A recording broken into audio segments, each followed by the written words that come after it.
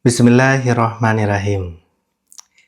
Assalamualaikum warahmatullahi wabarakatuh. Alhamdulillah. Apa kabar Bapak Ibu? Sehat? Alhamdulillah. Selamat datang kembali Bapak Ibu di video yang kedua. Dan setelah kemarin kita sudah bahas di video pertama tentang seni berdamai dengan masalah. Itu luar biasa Bapak Ibu ya. Responnya alhamdulillah ada 600 orang lebih ya. Bagi yang belum nonton bisa lihat di sini. Nah, sekarang Bapak Ibu kita lanjut ke video yang kedua. Apa yang akan kita bahas hari ini Bapak Ibu? Kita akan membahas tentang reconnect, menghubungkan rasa, membangun cinta. Masya Allah. Ini tema yang sangat bagus sekali Bapak Ibu ya. Kenapa Bapak Ibu kita harus membahas tema ini? Kalau kita perhatikan Bapak Ibu, hari ini hiburan tuh semakin mudah dan murah ya. Beda sama zaman dulu Bapak Ibu ya. Tapi Bapak Ibu, kesehatan mental itu semakin menurun. Bahkan gangguan mental yang sederhana seperti gelisah, sulit tidur, stres itu banyak dialami hari ini. Dan yang lebih berat lagi hari ini Bapak Ibu, banyak orang yang bunuh diri. Jadi tingkat bunuh diri itu semakin tinggi. Kita lihat berita berikut ini Bapak Ibu. Lihat Bapak Ibu, suami membunuh istri dan anaknya yang berusia 3 tahun, lalu mengakhiri hidup dengan gantung diri karena jeratan pinjaman online dan judi online. Astagfirullah wa atubu ilaih. Lalu lihat Bapak Ibu, terungkap mahasiswa di Ruteng gantung diri karena putus cinta. Innalillahi na'udzubillah, astagfirullah. Lalu lihat lagi Bapak Ibu, sepasang kekasih yang tewas di Hotel Oyo bunuh diri dengan minum racun potas. Astagfirullahaladzim. Lihat lagi Bapak Ibu, deret kasus bunuh diri mahasiswa di lingkungan kampus. Nah, astagfirullah.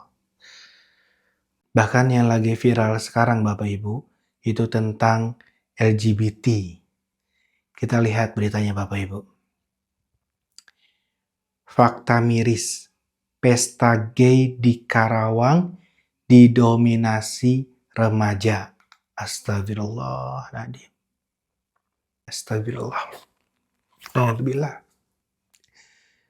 Ini kalau menimpa anak kita, astagfirullah. Bapak Ibu, pertanyaannya, ada apa nih dengan situasi hari ini? Kok hari itu banyak mentalnya yang kurang sehat? Kenapa Bapak Ibu? Jawabannya Bapak Ibu, jadi ada satu buku yang bagus dari Johann Hari. Kita lihat bukunya Bapak Ibu. Johann Hari ini dulu penyintas depresi Bapak Ibu. Dia pernah depresi ketika umurnya 17 tahun. Jadi gelap banget hidupnya. Malas, pengennya tidur terus. Akhirnya dia ke dokter Bapak Ibu. Dan dia bisa pulih dari depresinya itu. Dan dari pengalaman itu Bapak Ibu, dia melakukan penelitian. Dia berkunjung ke beberapa negara. Dia ketemu dengan ribuan orang. Dan orang-orang itu para pejuang depresi di seluruh dunia. Dan dia juga menemui 200 orang pakar sampai dia menulis buku ini Bapak Ibu.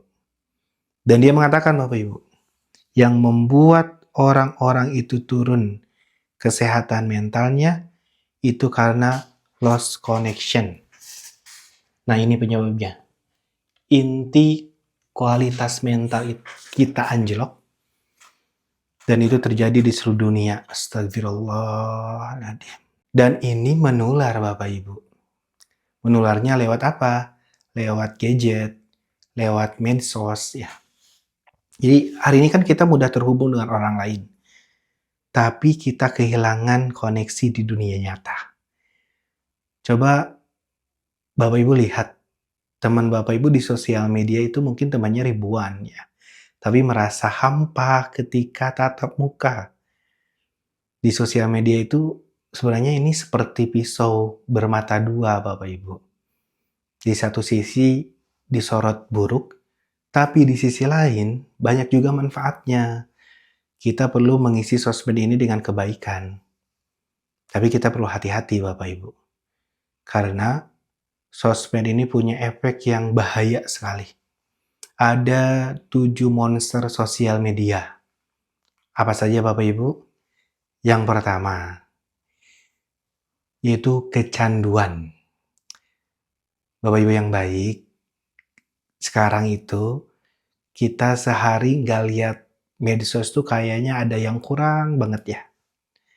Bahkan sekarang kalau ketinggalan dompet dan ketinggalan HP, itu lebih berat ketinggalan HP Bapak Ibu. Kalau ketinggalan dompet di rumah, nggak akan balik lagi tuh kita ke rumah. Tapi kalau ketinggalan HP di rumah, kita bisa balik lagi ke rumah Bapak Ibu. Bener nggak Bapak Ibu? Nah ini namanya udah kecanduan Bapak Ibu. Kemudian Bapak Ibu, monster yang kedua adalah distraksi. Jadi kalau kita sedang melakukan pekerjaan, tiba-tiba ada notifikasi WA. Kita kan pengen langsung lihat tuh pesan itu. Nah itu distraksi Bapak. Dan yang ketiga Bapak Ibu, isolasi. Dia asik dengan dunianya sendiri. Dia tuh terisolasi dengan dunia luar. Itu yang ketiga. Kemudian Bapak Ibu yang keempat yaitu perbandingan. Suka mudah membanding-bandingkan. Dan yang kelima yaitu kesan palsu. Yang dilihat sosial media itu belum tentu sama dengan kenyataannya. Jadi sosial media itu banyak pencitraan Bapak Ibu. Bahkan foto sekarang itu bisa mudah direkayasa. Warna kulitnya aslinya mungkin dia nggak putih.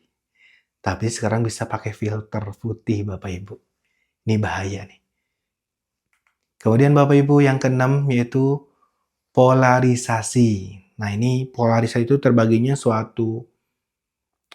sesuatu menjadi dua kubu atau arah yang saling berlawanan. Apalagi di politik Bapak Ibu ya. Selama masa pemilihan umum, di mana masyarakat akan terpecah menjadi pendukung fanatik ya, dari masing-masing pasangan calon. Sampai berantem tuh. Ini pendukungnya 01, 02, 03. Ini bahaya. Ini polarisasi namanya. Dan yang terakhir Bapak Ibu adalah berita bohong atau hoax ya. Apalagi sekarang ada AI Bapak Ibu ya. Kita perlu hati-hati nih. Kalau kita terkena salah satunya saja Bapak Ibu, bahaya buat kita. Itu bisa menimbulkan depresi dan nanti akhirnya bunuh diri. Bahkan bisa terjadi perang saudara Bapak Ibu. Ini bahaya banget. Maka Bapak Ibu kita perlu hati-hati dengan sosmed ya. Apa yang kita lihat, apa yang kita dengar, itu akan masuk ke dalam pikiran kita dan itu bisa mempengaruhi kepada perasaan kita. Ketika perasaan kita dipengaruhi oleh yang kurang baik, itu akan mempengaruhi kepada tindakan kita. Jadi hati-hati Bapak Ibu, hati-hati. Makanya Bapak Ibu, apa nih yang harus kita lakukan sekarang? Saya mau nanya Bapak Ibu, tadi persoalannya kenapa? Masih ingat nggak Bapak Ibu? Di bukunya Johann Hari. Kenapa banyak yang mentalnya tuh kurang sehat? Kenapa coba? Karena lost connection Bapak Ibu. Maka yang perlu kita lakukan adalah reconnection. Menjalin kembali koneksi. Menjalin kembali hubungan. Dengan apa dan dengan siapa saja. Baik, kita akan bahas Bapak Ibu. Yang pertama Bapak Ibu. Kita harus jalin hubungan yang lebih dalam lagi dengan pemilik hati.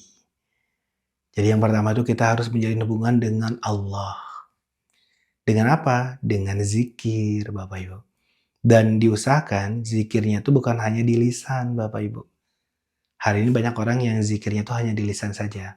Walaupun itu bagus Bapak Ibu ya, daripada kita disibukkan dengan yang kurang baik, mending kita menyibukkan diri dengan berzikir kepada Allah. Tapi Bapak Ibu kita harus naik lagi tingkatannya. Zikir itu bukan hanya di lisan, tapi zikir juga bisa masuk ke dalam pikiran dan ke perasaan, kemudian ke hati kita, dan bisa melapangkan dada kita. Jadi Bapak Ibu, lisan kita berzikir. Usahakan ketika lisan kita berzikir, ketika kita misalkan istighfar.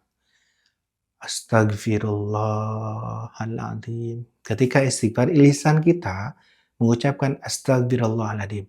Pikiran kita sadar bahwa kita ini sedang memohon ampun kepada Allah. Lalu, hati kita juga bisa merasakan bahwa kita tuh banyak dosa. Ya Allah, ampuni hamba, ya Allah. Kalau itu bisa kita lakukan nanti, dada kita akan semakin lapang. Kita praktek ya. Lisan kita berzikir istighfar, astagfirullahaladzim. Pikiran kita sadar bahwa kita tuh sedang memohon ampun kepada Allah. Hati kita meminta ampun kepada Allah. Baik Bapak Ibu. Silakan Bapak Ibu dibenarkan posisi duduknya. Kemudian Bapak Ibu tarik nafas dalam-dalam. Hembuskan perlahan. Lalu Bapak Ibu kita beristighfar kepada Allah Subhanahu wa taala. Astaghfirullahaladzim. Astaghfirullahaladzim. Astaghfirullahaladzim. Astaghfirullahaladzim. Astaghfirullahaladzim. Astaghfirullahaladzim. Astaghfirullahaladzim. Astaghfirullahaladzim. Alhamdulillah. Bapak Ibu, kita ini banyak dosa Bapak Ibu. Mohon ampun kepada Allah. Minta ampun kepada Allah. Nah itu yang pertama Bapak Ibu. Itu yang pertama, kita menjalin hubungan dengan Allah. Dan ada lagi yang kedua Bapak Ibu. Apa yang kedua Bapak Ibu? Kita jalin hubungan dengan diri sendiri. Caranya gimana? Reconnect dengan diri sendiri. Caranya Bapak Ibu, kita ambil jeda dan kita refleksi diri. Kita luangkan waktu sejenak Bapak Ibu. Tanyakan pada diri, kita ini cari apa? Untuk apa dan untuk siapa? Jadi Bapak Ibu kita harus meluangkan waktu kita. Kenapa? Agar kita tidak kehilangan tujuan. Sering-sering tanya kepada diri kita, wahai diri, kamu tuh sebenarnya cari apa sih? Untuk apa? Dan untuk siapa? Itu yang kedua Bapak Ibu. Jadi yang pertama apa Bapak Ibu? Jalin hubungan dengan Allah. Yang kedua, jalin hubungan dengan diri sendiri. Nah kita masuk ke yang ketiga Bapak Ibu. Apa yang ketiga? Kita jalin hubungan dengan orang yang terkasih. Kita jalin hubungan dengan orang-orang yang kita cintai, Bapak Ibu. Ada yang bareng-bareng, itu namanya family time. Ada yang personal, Bapak Ibu. Nah, sekarang kita bahas dulu yang bareng-bareng ya, family time. Kita bisa ngumpul bareng, kita bisa makan bareng. Jadi, Bapak Ibu, alhamdulillah, saya semenjak nikah dulu, selesai akad, malamnya tuh ada rapat keluarga antara saya sama istri. Jadi kita bahas semua. Jadi mulai makanan, apa yang saya suka, apa yang saya nggak suka, begitu juga istri. Gitu. Terus kebiasaan apa yang bisa saya lakukan. Kayak puasa sunnah Senin Kamis. Nah, kita harus tahu nih, pasangan kita harus tahu. Agar tidak ada perselisihan. Bayangkan Bapak Ibu, kalau saya sudah puasa hari Senin ya, puasa sunnah hari Senin. Kemudian tiba-tiba istri saya ngasih sarapan.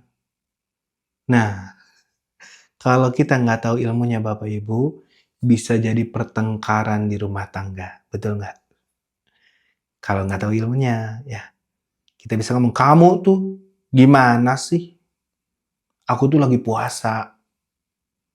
Kok disiapin sarapan? Itu kalau kita nggak tahu ilmunya.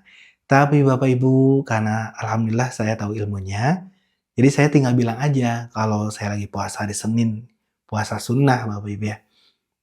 Tapi tiba-tiba istri ngasih sarapan nih. Nah, untuk membahagiakan istri, karena membahagiakan istri itu wajib Bapak Ibu ya.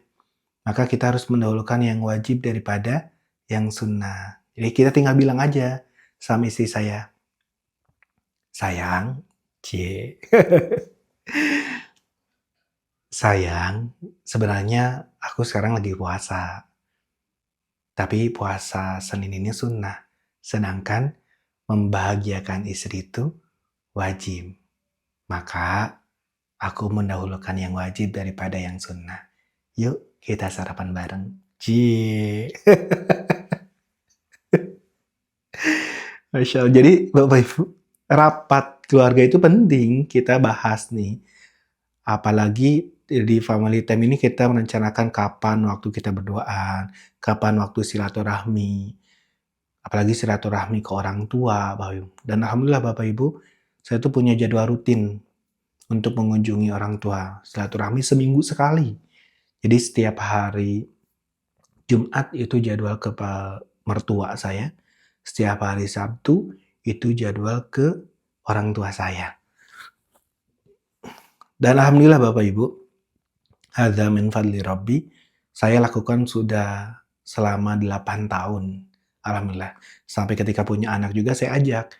Anak saya ajak ke mertua, anak saya ajak ke orang tua, ke nenek kakeknya lah gitu. Nah itu family time Bapak Ibu. Ada lagi tadi yang personal Bapak Ibu. Yang personal tuh one on one bonding experience. Ya, itu yang personal Bapak Ibu.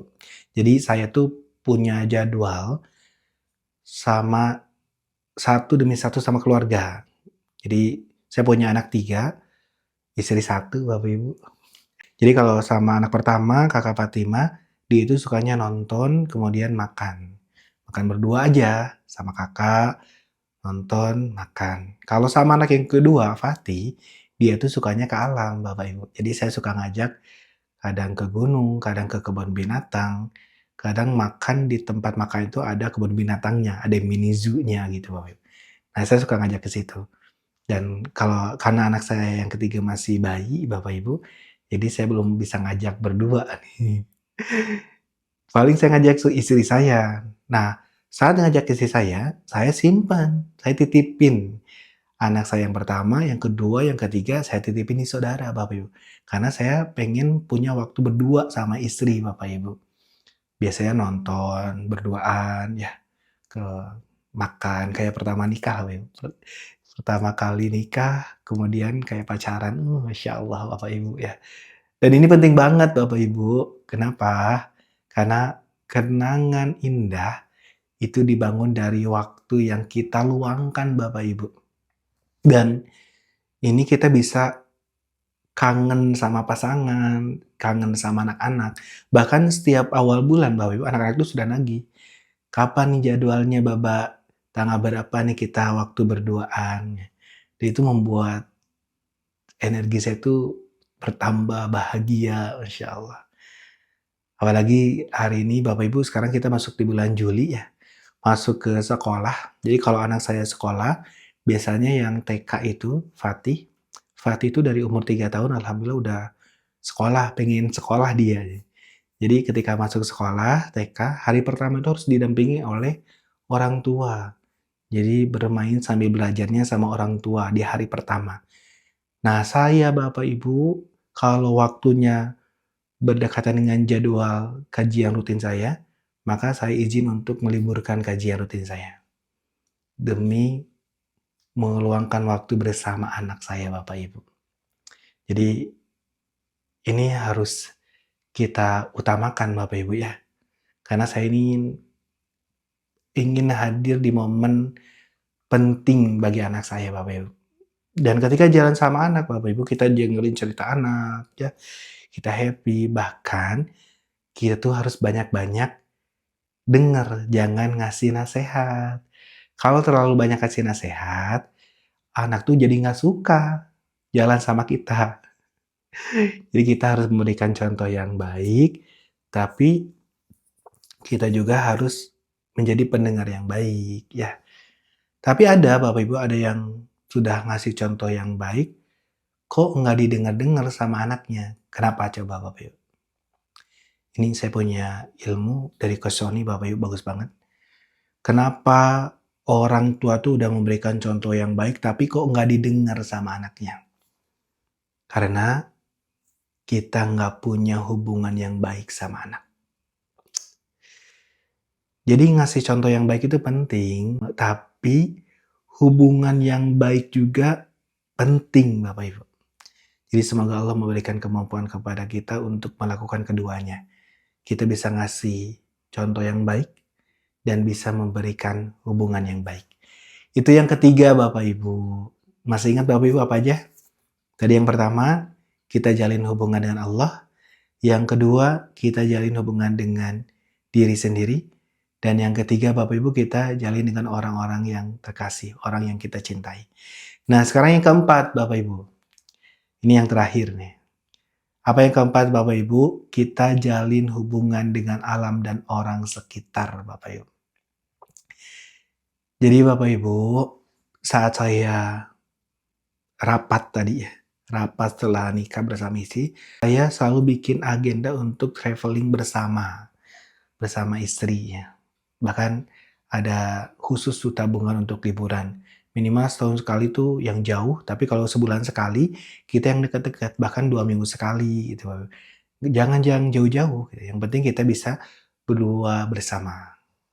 Kenapa Bapak Ibu? Ini penting banget. Jadi banyak banget manfaat safar.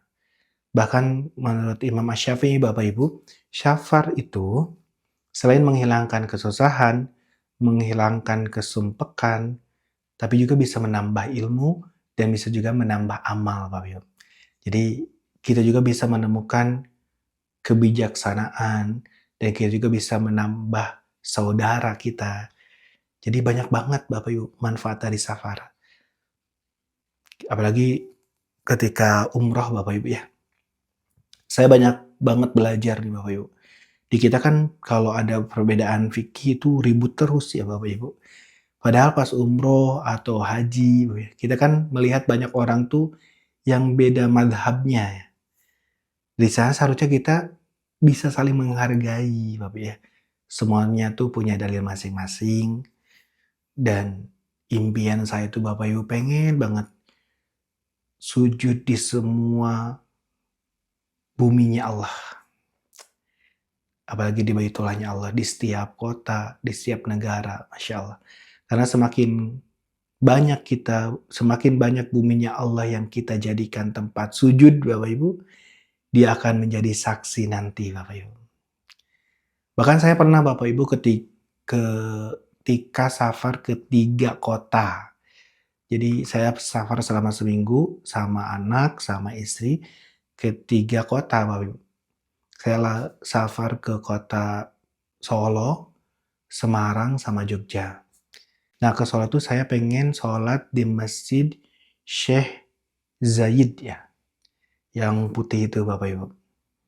Kalau ke Semarang tuh saya pengen sholat di Masjid Agungnya ya, Masjid Agung Kauman ya. Dan kalau dari Semarang ke Jogja, itu saya pengen sholat di Masjid Jogokarian. Dan itu saya lakuin Bapak Ibu ketika safar. Jadi walaupun nginepnya di hotel Bapak Ibu, usahakan saya tuh berusaha untuk tetap ke masjid, bahkan subuhnya juga yang deket masjid gitu. Jadi yang saya mau tuju tuh kemana, kayak contoh di Jogja lah. Jogja tuh kan saya pengen ke Jogokarian, saya pengen hotelnya tuh deket dengan Masjid Jogokarian, agar bisa sholat di sana. Pernah Bapak Ibu suatu hari saya nginep di Jogja, hotelnya agak jauh dari Masjid Jogokarian, Bapak Ibu. Saya usahakan sholat subuhnya di Masjid Jogokarian. Jadi kalau nggak salah lihat di Gojek itu 20 menit ya dari hotel.